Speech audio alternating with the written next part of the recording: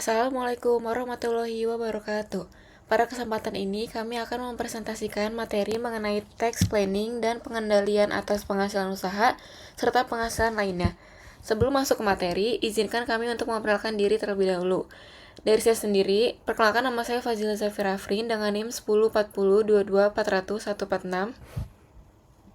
Saya Esther Veronica Oktaviani dengan NIM 104022400114. Saya Zulfa Cahaya Utami dengan NIM 104022400275. Selanjutnya, saya akan membahas mengenai pengertian tax planning.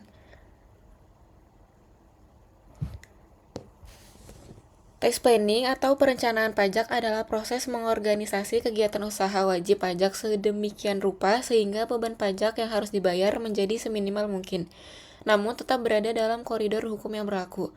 Hal yang penting untuk dipahami adalah bahwa tax planning berbeda dengan penggelapan pajak. Jika penggelapan pajak merupakan tindakan ilegal yang melanggar hukum, maka tax planning merupakan strategi legal yang memanfaatkan ketentuan, fasilitas, atau peluang yang sudah diatur dalam Undang-Undang Perpajakan. Next. Selanjutnya ada tujuan tax planning.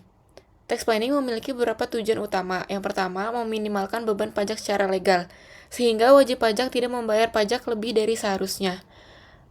Yang kedua, mengoptimalkan arus kas perusahaan. Karena pajak yang dikelola dengan baik dapat membantu perusahaan menjaga likuiditas. Yang ketiga, menghindari sanksi perpajakan, seperti denda atau bunga akibat kesalahan pelaporan. Yang keempat, memaksimalkan laba setelah pajak, sehingga keuntungan yang diperoleh perusahaan dapat lebih optimal. Dan yang terakhir, merencanakan waktu pembayaran pajak yang tepat agar kewajiban pajak dapat dipenuhi secara efisien. Next. Dalam menerapkan tax planning, terdapat beberapa prinsip yang harus diperhatikan. Yang pertama adalah legalitas, yaitu semua strategi perencanaan pajak harus dilakukan sesuai dengan ketentuan hukum yang berlaku. Yang kedua adalah efisiensi, artinya wajib pajak memiliki metode yang memberikan penghematan pajak terbesar tetapi tetap legal. Yang ketiga adalah dokumentasi, di mana setiap transaksi harus memiliki bukti atau dokumen yang jelas sebagai dasar pelaporan pajak. Yang keempat, konsistensi, yaitu metode yang digunakan harus diterapkan secara konsisten dari tahun ke tahun. Dan yang terakhir adalah kepatuhan, yaitu wajib pajak tetap harus memenuhi seluruh kewajiban perpajakan yang telah ditetapkan oleh peraturan. Next. Selanjutnya, yaitu membahas mengenai sumber-sumber penghasilan. Berdasarkan pasal 4 ayat 1 Undang-Undang Pajak Penghasilan, penghasilan dapat berasal dari beberapa sumber utama. Yang pertama adalah penghasilan dari pekerjaan, seperti gaji, upah, tunjangan, honorarium, bonus, dan gratifikasi. Yang kedua adalah penghasilan dari usaha atau pekerjaan bebas. Contohnya laba usaha, pendapatan jasa konsultasi, atau fee profesi. Yang ketiga adalah penghasilan dari investasi, seperti bunga, dividen, royalti, dan sewa aset. Dan yang terakhir adalah penghasilan lainnya, misalnya itu hadiah undian, keuntungan selisih kurs, atau pembebasan utang. Next.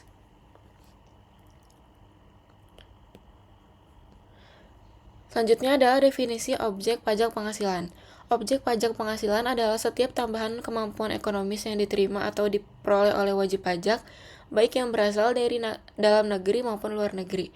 Tambahan kemampuan ekonomis ini dapat digunakan konsumsi ataupun menambah kekayaan wajib pajak, dengan nama atau dalam bentuk apapun. Artinya, selama suatu penerimaan meningkatkan kemampuan ekonomis seseorang atau badan, maka pada prinsipnya penerimaan tersebut dapat menjadi objek pajak. Next. Penghasilan dalam perpajakan dapat diklasifikasikan menjadi 3 kategori utama berdasarkan perlakuan pajaknya. Yang pertama adalah penghasilan tidak final, yaitu penghasilan yang digabungkan dengan penghasilan lainnya dan dikenakan tarif umum PPh pasal 17. Contohnya adalah laba usaha, gaji royalti, dan sewa selain tanah dan bangunan. Yang kedua adalah penghasilan final, yaitu penghasilan yang pajaknya langsung dipotong atau dibayar pada saat diterima dan tidak perlu dihitung kembali dalam SPT tahunan. Contohnya bunga deposito atau sewa tanah dan bangunan. Yang ketiga adalah bukan objek pajak, yaitu penerimaan yang secara khusus dikecualikan dari pengenaan pajak seperti warisan, hibah, dan bantuan atau sumbangan tertentu. Next. Selanjutnya kita bahas ke penghasilan tidak final. Penghasilan tidak final adalah penghasilan yang dikenai pajak menggunakan tarif umum PPh pasal 17. Penghasilan ini digabungkan dengan seluruh penghasilan tidak final lainnya untuk menghitung pajak terutang pada akhir tahun. Dengan kata lain, jumlah pajak yang harus dibayar akan dihitung kembali dalam SPT tahunan setelah seluruh penghasilan dan pengurang dihitung secara keseluruhan. Selanjutnya akan dibacakan oleh teman saya. Oke, selanjutnya yaitu ada karakteristik penghasilan tidak final.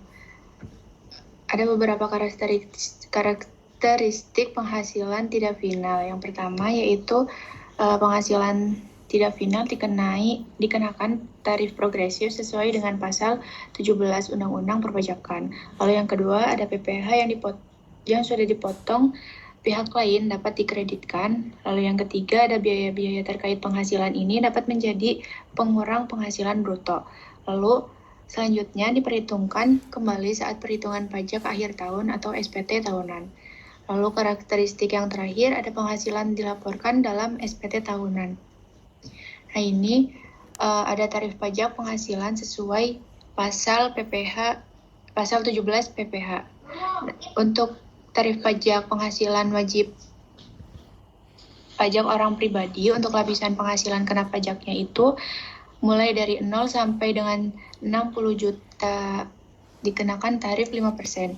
Lalu di atas 60 juta sampai dengan 250 juta dikenakan tarif sebesar 15%. Lalu di atas 250 juta sampai 500 juta dikenakan tarif sebesar 25%. Lalu 500 juta sampai dengan di atas 500 juta sampai dengan 5 miliar dikenakan tarif sebesar 30%.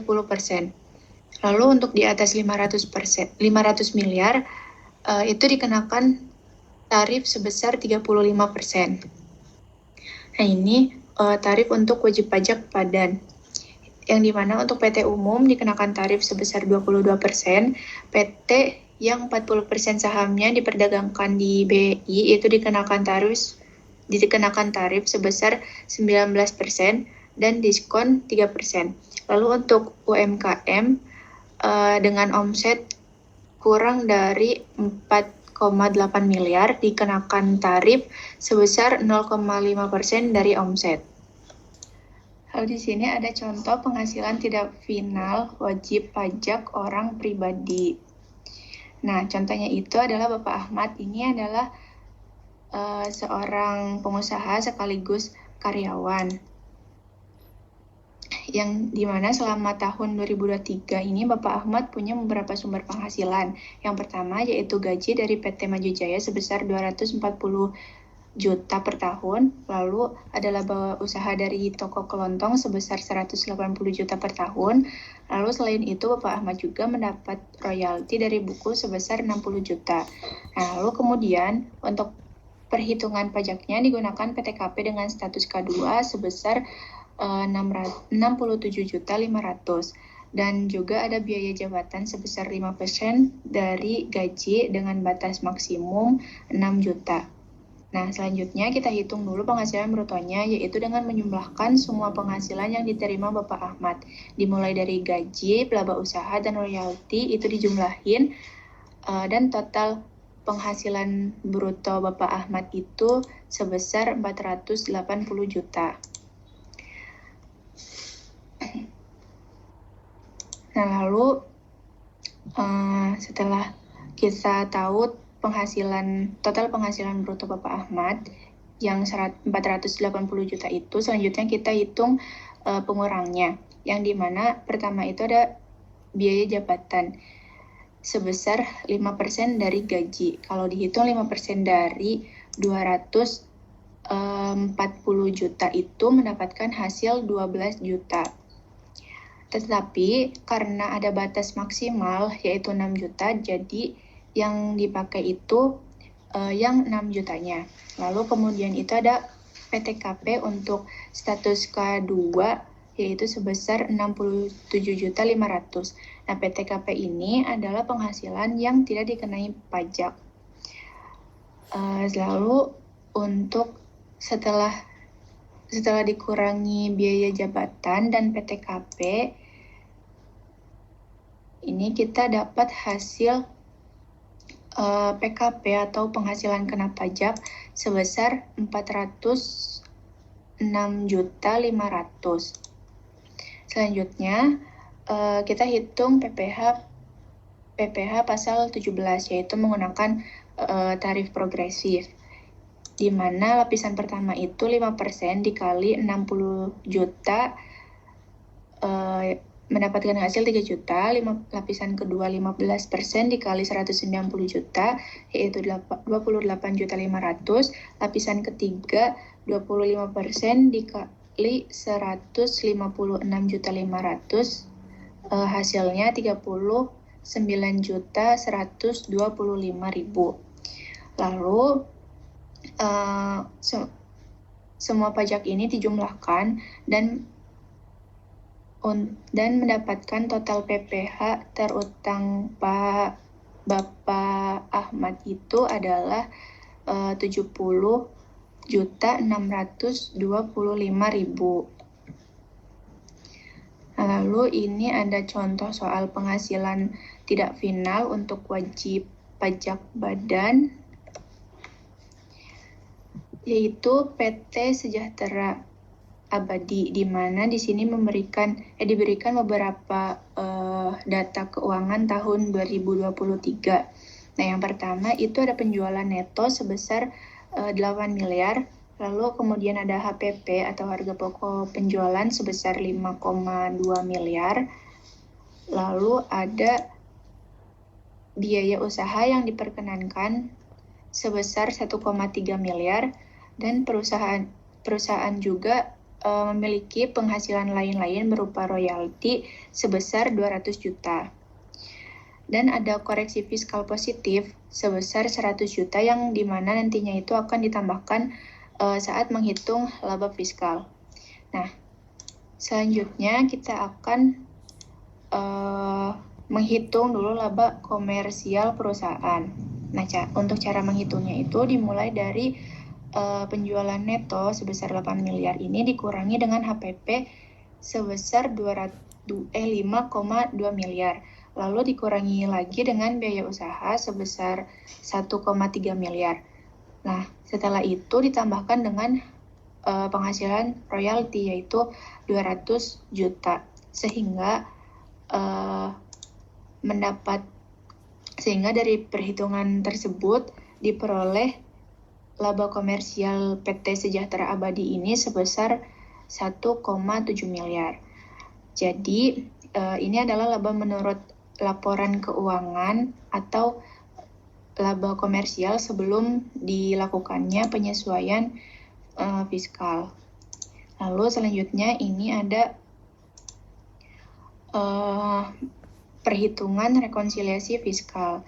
Nah, tadi kita kan sudah dapat laba komersial PT Sejahtera Abadi yaitu sebesar 1,7 miliar. Nah, terus ada koreksi fiskal positif sebesar 100 juta, di mana koreksi fiskal positif ini artinya ada biaya yang menurut akuntansi itu boleh, tapi menurut pajak tidak boleh, jadi harus ditambahkan kembali.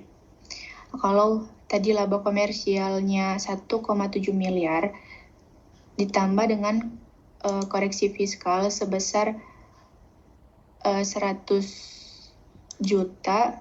Nah, ini kita maka dapat PKP atau laba fiskalnya itu sebesar 1,8 miliar.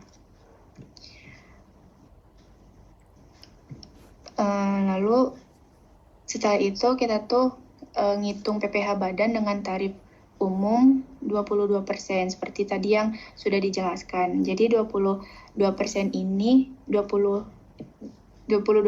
dikali dengan 1,8 miliar yang hasilnya itu 396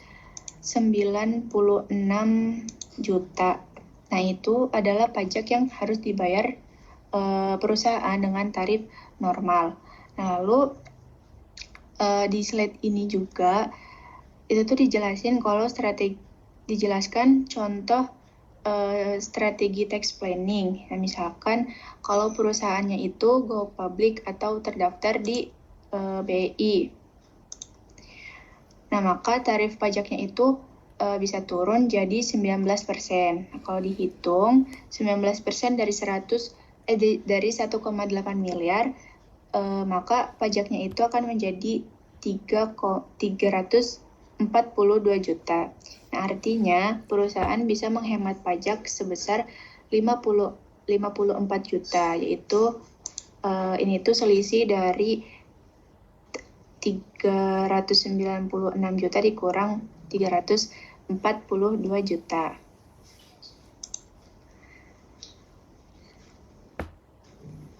Nah, dari contoh ini tuh kita bisa lihat kalau tax planning ini juga bisa membantu perusahaan untuk mengurangi beban pajak secara legal dengan memanfaatkan fasilitas pajak yang tersedia. Lalu selanjutnya ini ada penghasilan final atau PBH final pasal 4 ayat 2, di mana penghasilan final ini adalah penghasilan tertentu yang dikenakan pajak dengan tarif khusus dan sifatnya itu juga final. Maksud final ini itu adalah pajaknya langsung dipotong atau dibayar saat penghasilan diterima, dan setelah itu tidak perlu dihitung lagi di SPT tahunan. Lalu selain itu, pajak yang sudah dibayar juga tidak bisa dikreditkan dengan pajak lain. Nah, kemudian biaya-biaya yang berhubungan dengan penghasilan itu juga tidak bisa dijadikan pengurang. Selanjutnya akan dijelaskan oleh teman saya. Selanjutnya ada karakteristik penghasilan final. Yang pertama itu adalah tidak digabungkan dengan penghasilan lain dalam SPT tahunan, yang artinya penghasilan yang dikenakan pajak final dipisahkan dari penghasilan lainnya ketika melaporkan pajak. Yang kedua, biaya yang terkait dengan penghasilan tersebut tidak dapat dikurangkan. Jika ada biaya yang dikeluarkan untuk memperoleh penghasilan tersebut, biaya tersebut tidak boleh dijadikan pengurang pajak. Yang ketiga, PPh final yang sudah dibayar tidak dapat dikreditkan terhadap pajak terutang lainnya.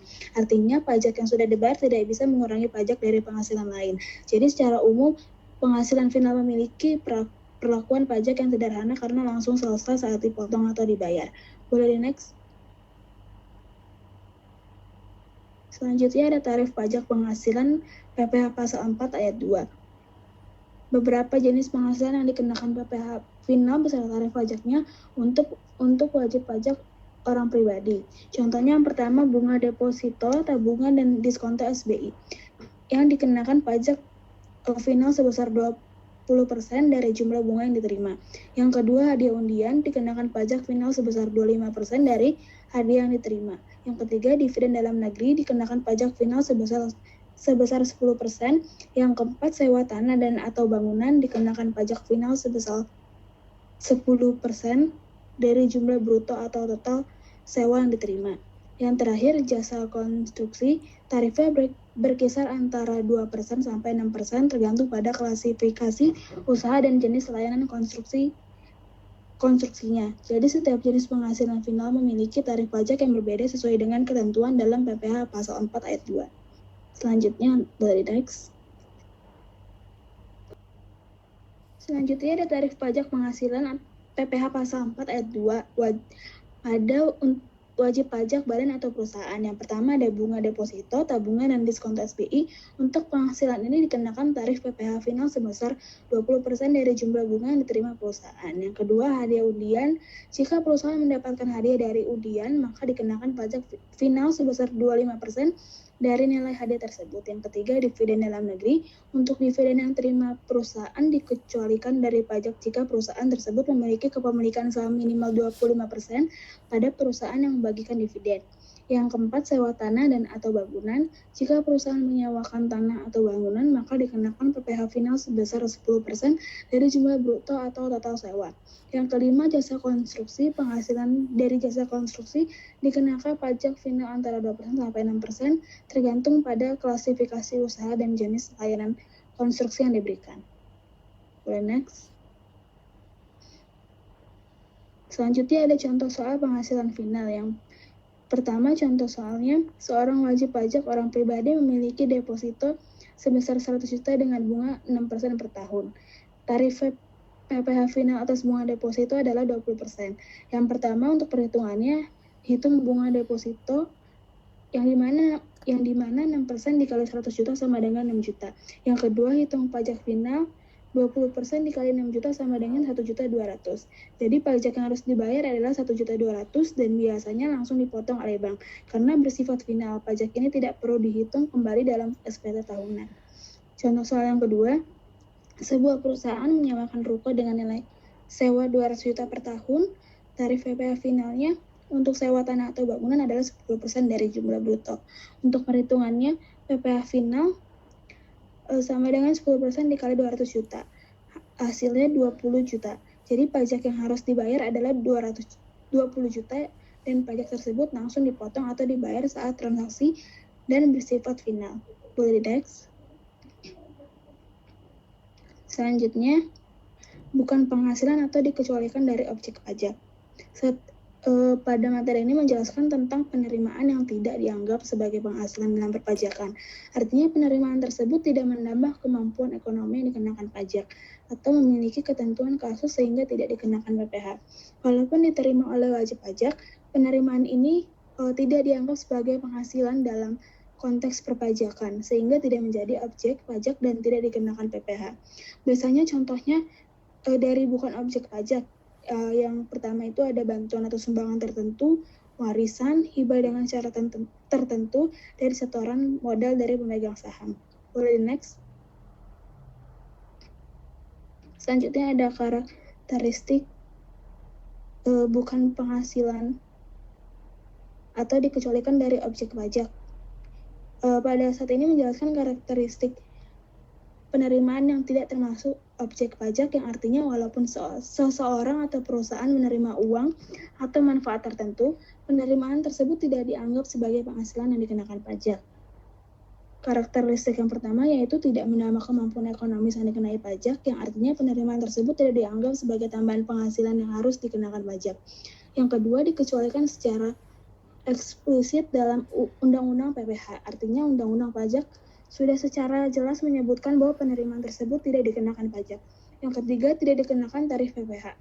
Karena bukan objek pajak, maka tidak ada tarif pajak yang dikenakan.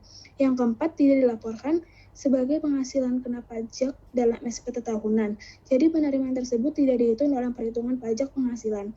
Yang terakhir, bersifat khusus atau terbatas. Artinya hanya jenis penerimaan tertentu saja yang mendapat pengecualian ini. Boleh di next.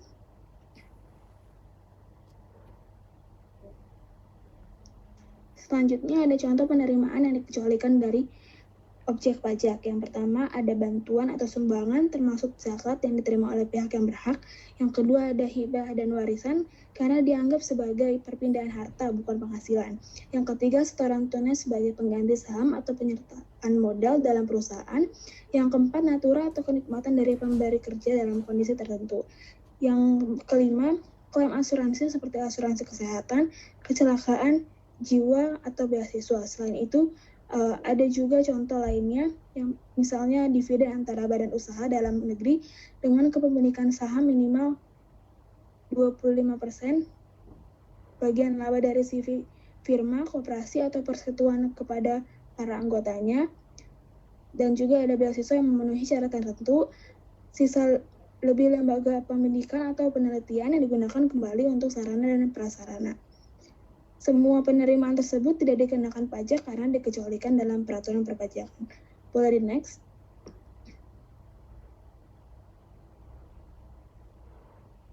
Selanjutnya ada contoh soal dikecualikan dari objek pajak. Yang pertama, seorang wajib pajak orang pribadi menerima hibah uang tunai 100 juta dari orang tuanya.